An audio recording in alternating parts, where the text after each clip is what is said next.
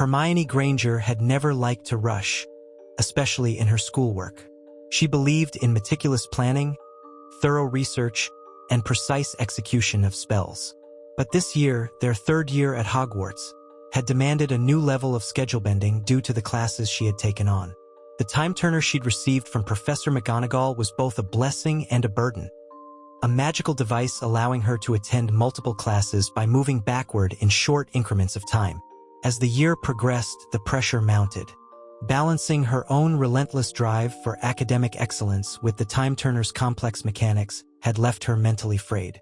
It was a delicate artifact, and Hermione was well aware how catastrophically things could go wrong if one even so much as mishandled it.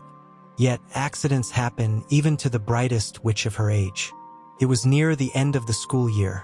The corridors of Hogwarts smelled of dust, old parchment, and something indefinable. An energy thick in the air, as though the castle itself sensed the approach of chaos. Hermione was in the library, flipping through a gargantuan volume on temporal magic. She bit her lip as she read a particularly lengthy paragraph. While the time-turner allows limited manipulation of short-term events, the device's structure is fragile. Any alteration to the glass beads or misalignment of the inner hourglass can cause cataclysmic rifts. She paused, lifting her gaze to watch a beam of sunlight hit the swirling specks of dust overhead. She had used the time-turner so many times that it was second nature. But there was a persistent rattle inside the little hourglass as of late, something she'd begun to notice whenever she turned it. She suspected a slight misalignment inside. As Hermione was Hermione, she thought, "I might fix this before it grows worse." She carefully withdrew the chain from inside her robes, looking around to ensure she was alone. The library was quiet. Only Madame Pants was present, and she was several shelves away, scanning for trouble among other students. Gently, Hermione placed the time-turner on the desk in front of her. With tweezers conjured from thin air, an advanced summoning charm she'd been practicing, she peered at the golden body. The tiny hourglass glinted, and the miniature sand within it glowed softly. A swirl of fear mixed with curiosity coursed through her. She exhaled and began gently prodding one of the intricate levers. "A little nudge," she whispered. The moment the tweezer touched the gear, she felt a jolt, like static electricity from a worn-out wool sweater. The time-turner shimmered ominously. A hairline crack snaked its way up the hourglass. Hermione gasped and tried to steady it, but the device rattled more violently. In a panic, she muttered, "Reparo!" But the jinx had no time to latch onto the fragile glass. Instead, a surge of condensed temporal magic exploded from the crack like a spark from a tinderbox. Hermione was thrown backward, knocking her chair onto the floor. The library's peaceful silence was shattered by the crash. When Hermione scrambled to her feet, the time-turner lay motionless on the table. The single thread of glass that kept it intact had finally snapped in two, and a swirling strand of magical sand leaked onto the parchment. She stared, breathless, as the glowing grains blinked as though alive. Then, in a final flash, the time-turner disintegrated, leaving only a dull chain in its wake. Hermione's first instinct was to gather the remnants, but there wasn't much left. The chain and a few golden flecks of broken metal. The wizarding sand was gone, presumably absorbed by the break in the magical continuum. Her heart hammered. She patted her robes, her mind spinning a million paces a second. She knew the theory well.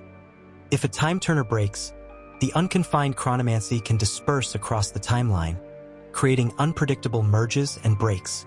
In the worst-case scenario, it could fracture time itself, changing the present or warping the future. She looked around. The library was still. Madame Pants glowered from the distance, but the day-to-day hush of Hogwarts remained unchanged. Perhaps it hadn't done anything? Maybe Hermione had escaped disaster. But as she stepped into the corridor on her way back to the Gryffindor common room, she noticed the difference. At first, they were small things. The suits of armor along the corridor seemed turned the wrong way, as if someone had pivoted them to face the wall. A portrait of Helga Hufflepuff that should have been in the third-floor corridor was perched near the Transfiguration classroom. A new tapestry featuring Gilderoy Lockhart fighting a giant snail a questionable depiction of events, had replaced an old tapestry of trolls in tutus. She blinked at the bizarre changes. Hogwarts was always moving, yes, but not in this erratic fashion. Her footsteps quickened, and she passed a group of first-year Ravenclaws chattering about the new caretaker. Hermione almost asked them what they meant but thought better of it. Instead, she ran up the staircase to the Gryffindor Tower. A wave of vertigo overwhelmed her as the steps started sliding away to another level. Typical Hogwarts trickery, but it felt disjointed, accelerated somehow. Finally, she found the correct corridor and uttered the password to the fat lady. But the painting refused to open. "You're not authorized, dear," the fat lady said, crossing her arms. "Try again in about half an hour." "What do you mean I'm not authorized?" Hermione asked breathlessly. "I'm a Gryffindor." The fat lady's skeptical expression flickered. "Never seen you around these parts. If you want to barge in, at least give me the password." She repeated the password twice, but it was no use. The fat lady insisted on a different one. Finally, Hermione realized there must be a shift in the reality Hogwarts recognized. Clutching her battered bag, she dashed off, deciding to look for Harry and Ron. They would help her figure out what was going on. Assuming they, too, hadn't changed with this newly warped timeline. She found Harry in the Great Hall, though it took nearly an hour of frantic searching. He was seated at the Gryffindor table, stooped over an open defense against the dark arts textbook. At first glance, he seemed unchanged, messy black hair, skinny frame, lightning bolt scar. The swirling motions of students around him made the hall more chaotic than usual, but something new was lurking around him. His tie was not the red and gold of Gryffindor. It was the deep raven blue of Ravenclaw, yet the insignia on his robes was the Slytherin serpent. The pattern made no sense. Harry looked up, squinted, and waved Hermione over like she was an old friend. "Hermione, you okay? You look like you just saw a Dementor." She fumbled for words, noticing the house confusion. "Harry, what house are you in right now?" He glanced down, confused, as if noticing his own clothing for the first time. "That's a weird question. Professor Dumbledore said I could wear whichever uniform I like, so I'm..." He paused as though the rest of the explanation vanished mid-sentence. "I'm not sure, actually. Something's off. I was reading up on advanced curses, and there was something about timeline fractures that..." He froze, eyes widening. "Hermione, what if this is about your time turner? Remember, you told me you had to fix something inside it?" Her entire face drained of color. Harry had a partial recollection. That meant pieces of the real timeline, the original one, still lingered. She grabbed Harry's arm, feeling that old wave of relief. At least she wasn't alone in noticing. "I think I broke it, Harry. The time turner is shattered." "No wonder things are messed up," Harry said quietly. He glanced around. Students were wearing mismatched house uniforms. Some teachers at the staff table seemed to flicker or waver. McGonagall's seat was empty, but a figure of someone who looked suspiciously like a young Albus Dumbledore from decades ago was sipping tea next to Filch. Hermione swallowed. This was no mere glitch. The timeline was fracturing in real time, merging and splitting different possibilities into the same reality. If they didn't fix it soon, the entire school, and possibly the entire wizarding world, could tear itself apart. They decided they needed help. If anyone could parse the complexities of temporal magic, it might be Professor Dumbledore. But finding the headmaster in this twisted version of Hogwarts proved difficult. Corridors would lead them to different points in time. As they ran through one hallway, they caught a fleeting glimpse of a younger Remus Lupin teaching defense against the dark arts to a class of older students. When they darted into a classroom searching for a teacher, they found an abandoned room covered in dust, as though unused for decades. Finally, after wandering for what felt like hours, they located Dumbledore in an antechamber behind a door that usually led to a broom closet. He was seated at a large oak desk, poring over a tangle of swirling silver threads. The older wizard's half-moon glasses twinkled in the candlelight. His expression was grave, though a kind smile tugged at his lips when he saw the anxious pair. "Professor!" Hermione exclaimed, breathless. I think I've caused a fracture in time. The time turner. Dumbledore raised his hand gently. My dear Miss Granger, I surmised as much when the Third Great War of Goblins threatened to repeat itself just outside the Quidditch pitch. Temporal anomalies do not remain subtle for long. Harry shot Hermione a look of alarm. We saw all sorts of bizarre things, Professor. We need to fix it. But how? Dumbledore gestured to the silver threads draped across his desk. They resembled the shimmering strings one might see in a pensieve, but instead of memories, they were anchored to small colored orbs that pulsed in unison. These, said Dumbledore, are the fragments of time that are converging and diverging at the same moment. I've been trying to weave them into some semblance of order, but I fear that a complete restabilization will require the original artifact that was undone. Hermione's voice shook. The time turner was destroyed. There's nothing left but a chain. He nodded gravely. So it is. And that is the crux of our challenge. We must rebind the timeline, or else every possible version of events threatens to collapse onto itself. New merges of reality will continue to appear, but each step forward will degrade the fabric of time further. Soon we may encounter paradoxes from centuries past or from tomorrows that have yet to happen. She trembled, hugging her arms. But if we don't have the time turner to fix this, how do we proceed? Dumbledore pursed his lips. There is one way, though it is risky. You must gather the shards of temporal sand that spilled. They haven't vanished. They have scattered throughout the timeline. Only by retrieving them and reforging the time turner can you hope to mend the continuum. Dumbledore's plan was straightforward in concept yet daunting in execution. They had to pass through the fractures in time, like one might navigate the corridors of a massive labyrinth, collect the scattered grains of chronomantic sand, and piece them together inside the original chain. Hermione's expertise in both charms and arithmancy was critical to the final rebonding spell. Harry's knack for improvisation and bravery would keep them safe from unknown dangers lurking in twisted pockets of the timeline. With reluctance, Dumbledore warned them, every time you jump, you risk further breakage. But we have no choice. With that, Dumbledore, flickering between older and slightly younger versions of himself, produced a swirling silver orb.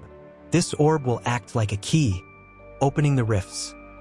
Outside, the corridors had grown surreal. One moment it was midday in a normal Hogwarts corridor. The next, they were stepping onto a battered stone path outside the castle possibly centuries ago, glimpsing a younger Hogwarts under construction. Teams of wizards levitated large stones into place while a figure who looked suspiciously like one of the founders barked orders. Harry gave Hermione's arm a reassuring squeeze. Let's do this. She nodded, her nerves setting her spine rigid with determination. Their first rift opened into a breathtaking scene. The great hall half-finished, scaffolding around partially raised walls. The sky overhead, open where the roof had not yet been built, was tinged pink by a setting sun. Workers in medieval wizard robes meandered across the construction site, each swaying under the influence of complex spells that helped them lighten the building materials. Hermione spotted a glittering speck on the ground, like a grain of golden sand glowing softly. She felt a surge of hope. Immediately, she hurried over, but a swirl of magic from a nearby founder, Rowena Ravenclaw, presumably, caught Hermione's attention. Ravenclaw noticed them, her regal gaze pinning them in place. Who trespasses in this nascent place of learning? She asked in a voice that echoed with enchantment. Harry dipped his head politely. We're visitors from far away. We mean no harm. The younger founder cast a suspicious glance at Hermione, who was clearly out of time with her modern robes. Your attire is strange, yet I sense no malice in you. Speak truly. Hermione pressed her quivering lips together. She decided to risk partial honesty. We come in search of scattered fragments of a powerful magical device. One of them lies here. She gestured to the glimmering grain near the scaffolding. Rowena's eyes flickered with curiosity. Strange though your words may be, I sense a great intellect guiding you. Take it if you can. She swept her wand, and a swirl of swirling purple light encased the golden speck. Hermione and Harry exchanged determined looks. Hermione lifted her wand, focusing on the complex swirl of charms. After a tense moment of scanning the pattern, she cast a subtle countercharm, Finite Protego Tempest. The shell of magic dissolved. The speck of golden sand drifted toward Hermione's open palm. She felt a faint pulse like a heartbeat. Rowena Ravenclaw nodded, impressed. So be it. May your knowledge prevail. With that, the scene began to shimmer. Hermione placed the grain in a small vial. The orb from Dumbledore glowed, indicating they should move on. Time was unraveling behind them. Stone walls flickered in and out of existence. They had to hurry. They stepped back through the rift, hearts pounding. The next rift brought them to a corridor lit by torches and echoing with voices. The line of old-fashioned portraits indicated it might still be the past, but a more recent era. Harry recognized the silhouettes of 4 boys heading down the hallway. James Potter, Sirius Black, Remus Lupin, and Peter Pettigrew, the Marauders, in their youth. The 4 were whispering about some mischief or the upcoming Quidditch match. A wave of emotion crashed over Harry. He saw his father, James, not much older than he was now. He wore a Quidditch captain's badge, grinning cockily. Hermione scanned the area. Sure enough, near the boys' footsteps, a swirl of golden dust hovered like a small swirling eddy. Another grain of sand. They moved closer, but the ephemeral sand drifted away, carried by the motion of the Marauders. As they neared, James turned abruptly, spotting them. "Oi! Who are you?" Harry's mouth went dry. He was confronted by the younger version of his father, who was very much alive, standing just a few feet away. Harry began, uncertain what to say. James frowned at Harry's appearance, especially the unruly black hair that uncannily mirrored his own. "You look sort of like me," he blurted, confusion etched on his face. He peered at Harry's scar, brows knitted.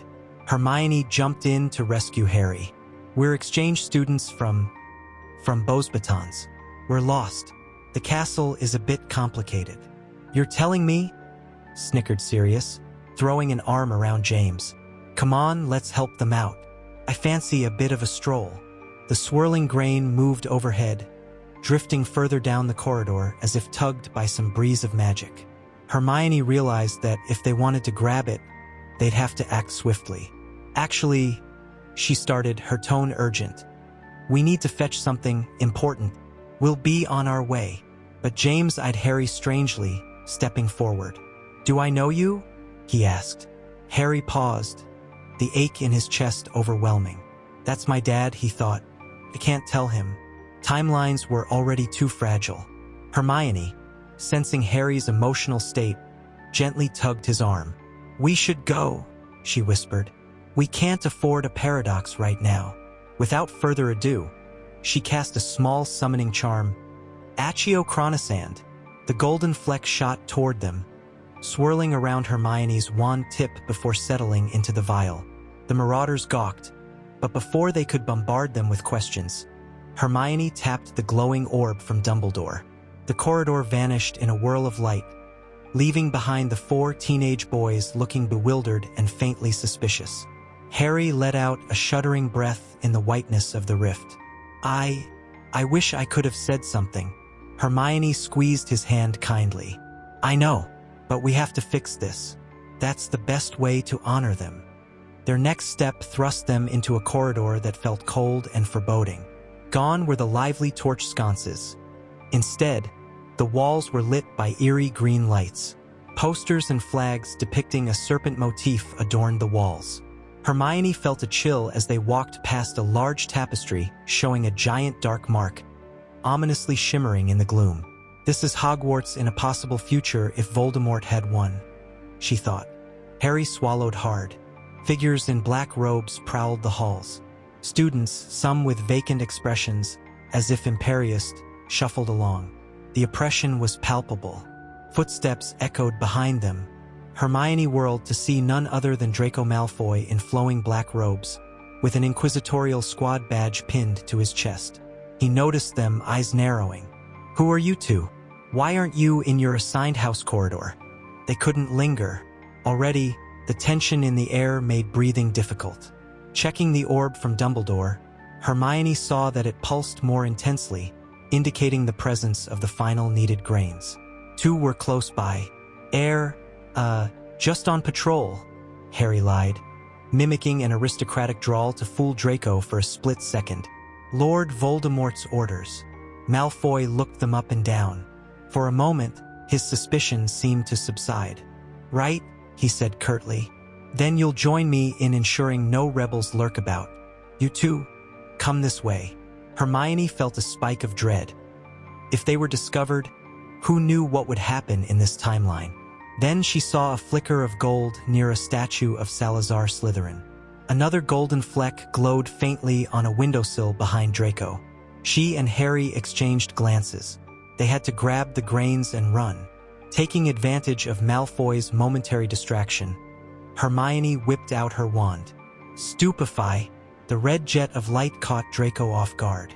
He toppled to the floor, unconscious. Alarm spells rang out throughout the corridor. They wasted no time.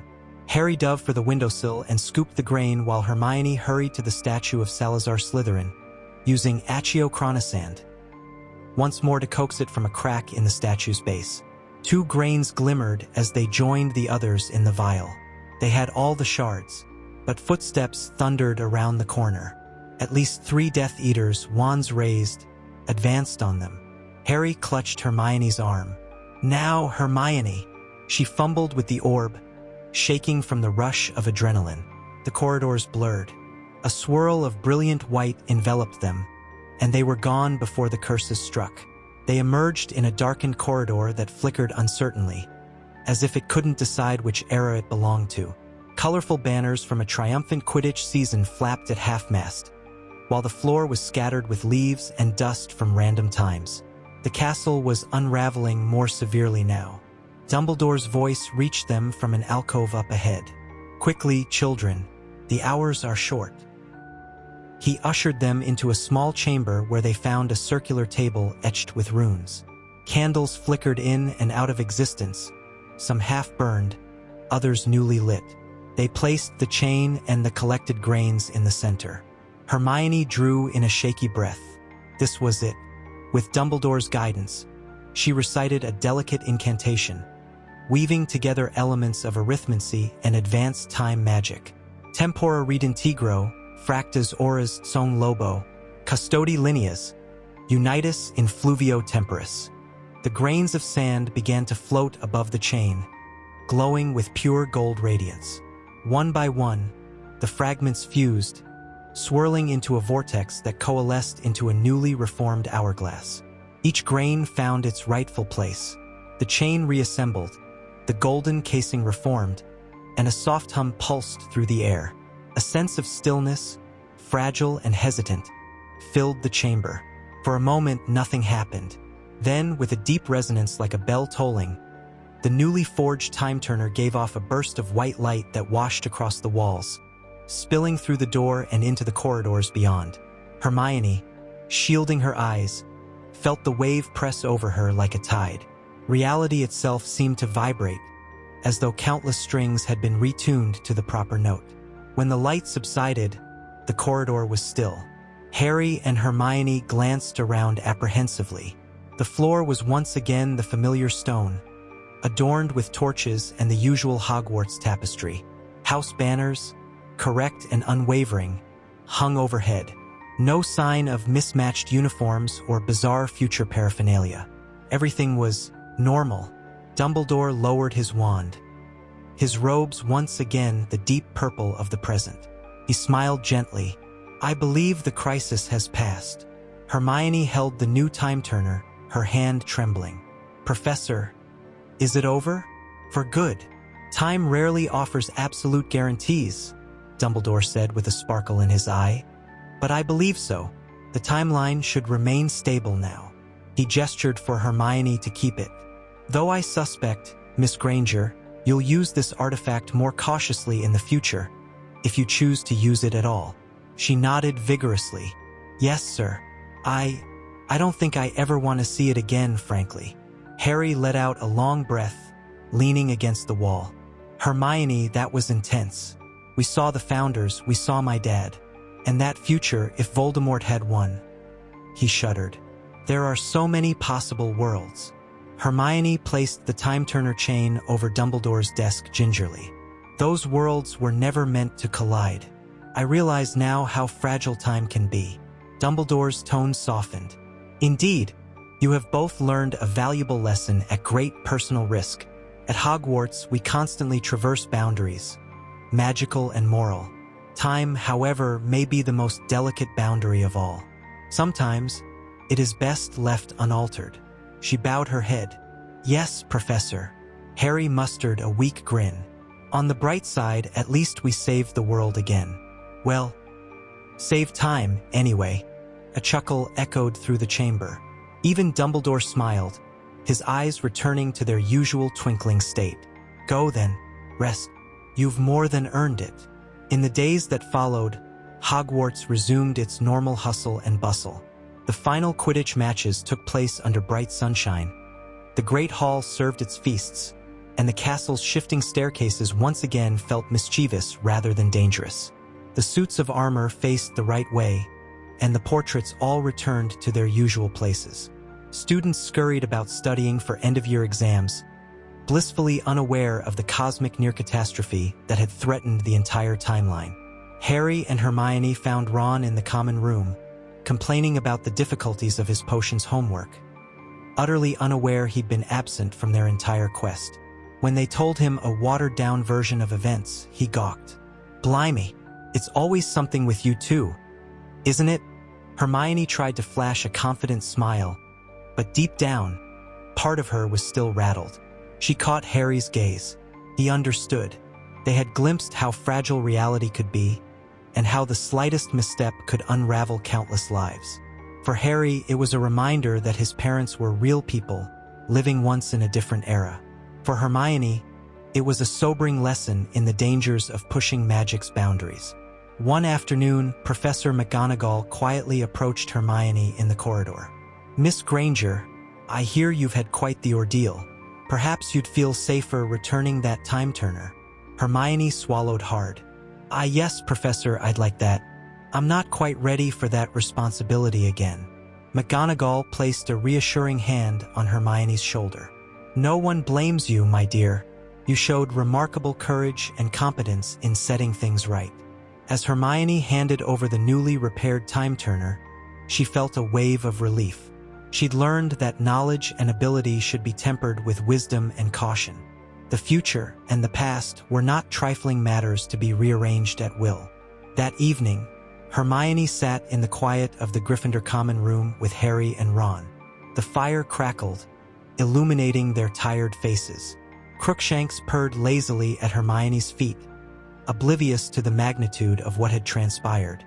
A hush fell over them as she closed her books and gazed into the flames. They had been forced to confront possible timelines, alternate fates, and the threads that bound them all. It made her appreciate the present more than ever. The clang of swords in the Founder's time, her brief and bittersweet reunion with Harry's father, and the horrifying future under Voldemort's reign.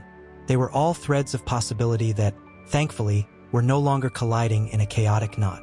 Life at Hogwarts would go on as usual.